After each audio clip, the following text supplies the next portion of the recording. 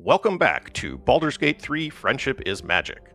My name is JRandall0308, and in this series I forcibly befriend a variety of monsters and NPCs to bring them completely under my control with the power of PolyDom.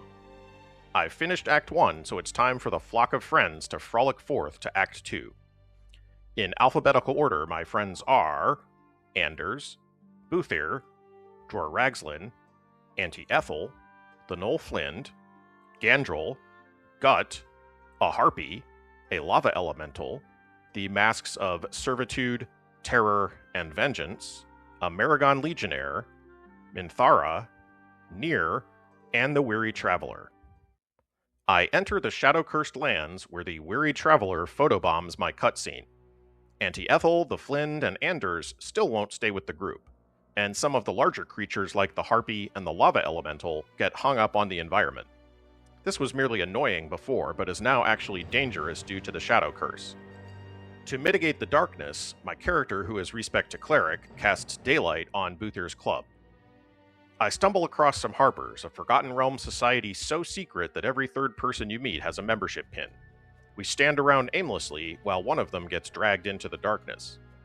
Combat begins, and the Weary Traveler examines the cheese in his inventory, where I have laboriously reverse pickpocketed it. Unfortunately, he cannot consume the cheese, so he skips his turn. Auntie Ethel mocks a shadow. I wonder what she says. You are too bright? I cast Crusader's Mantle to buff everyone, including the Harpers, then Sanctuary on myself. Hey, the Weary Traveler isn't the only one who loves cheese.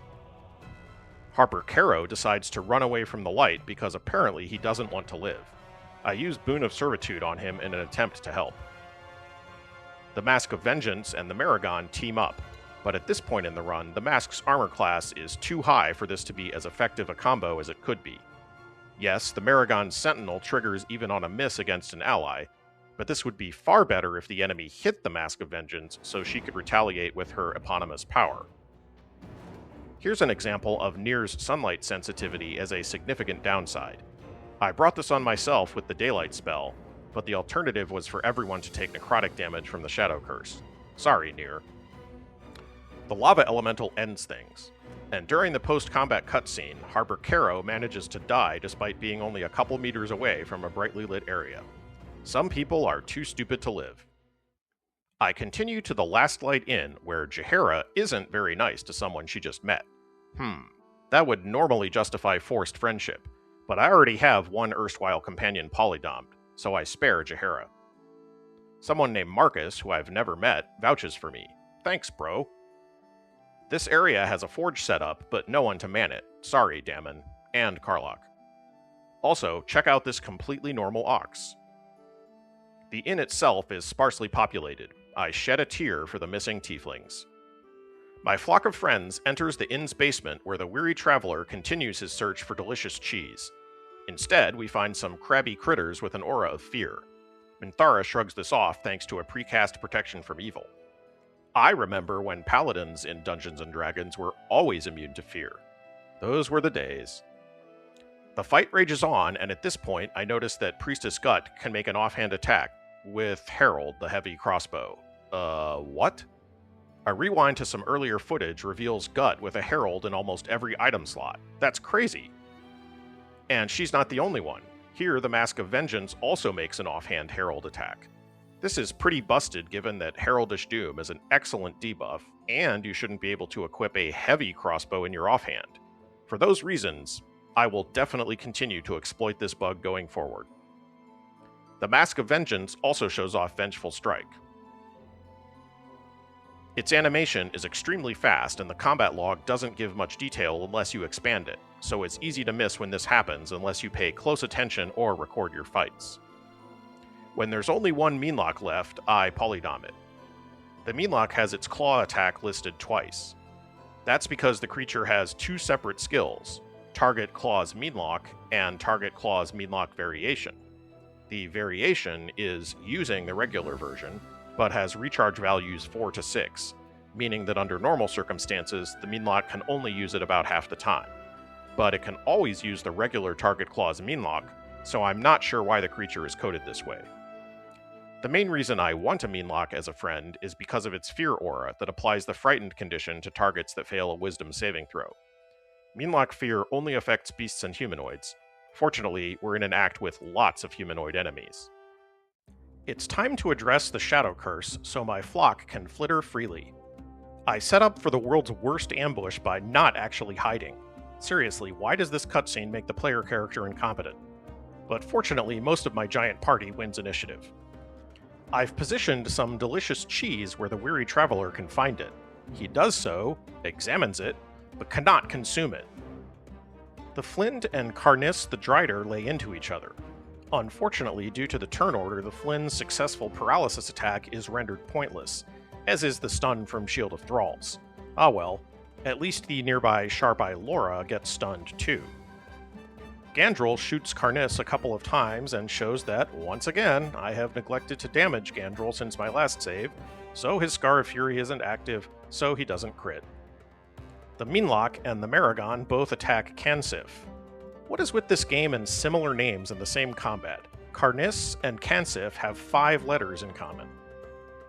On my turn, I decide to use one of my precious Haste Spore grenades because I know from experience this combat can quickly get out of hand.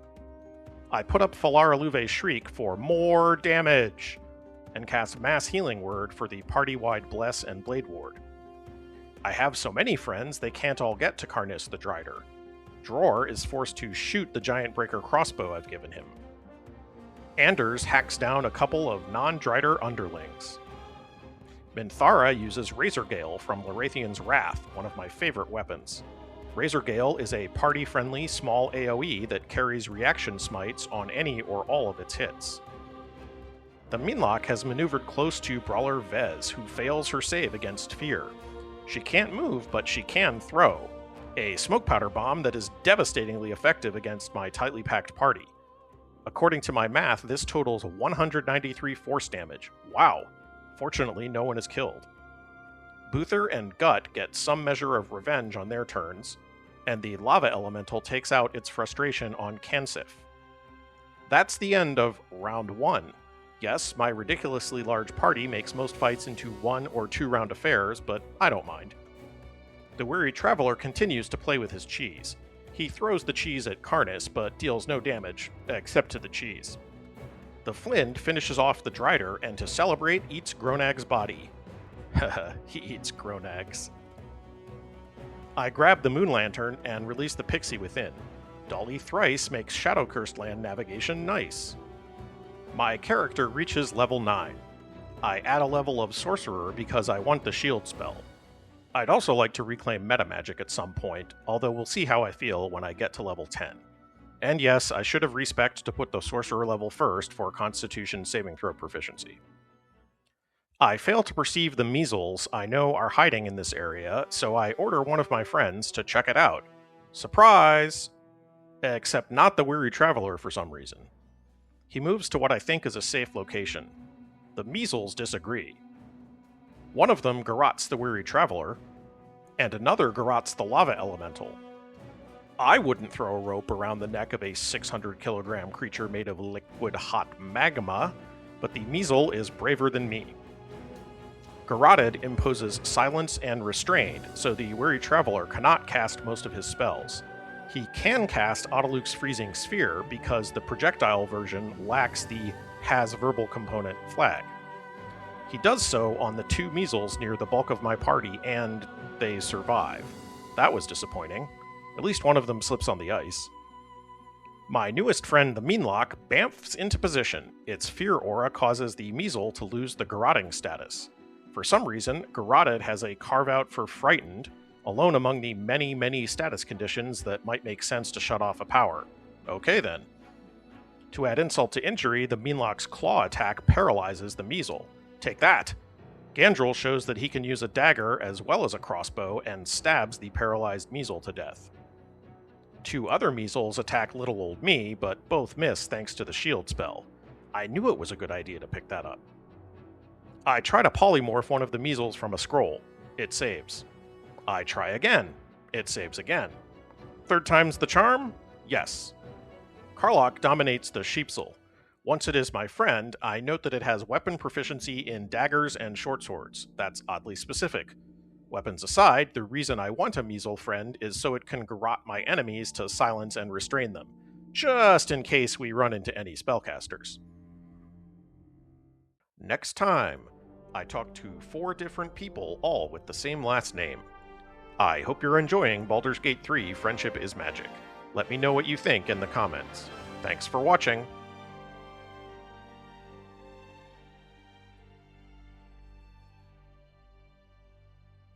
The fight rages on, and at this point, I notice that Priestess Gut can make an offhand attack with Herald, the heavy crossbow. What? A rewind to some earlier footage reveals Gut with a Herald in every slot. You should redo that so it doesn't sound raunchy. Should I, though? Yes. Yes, you should.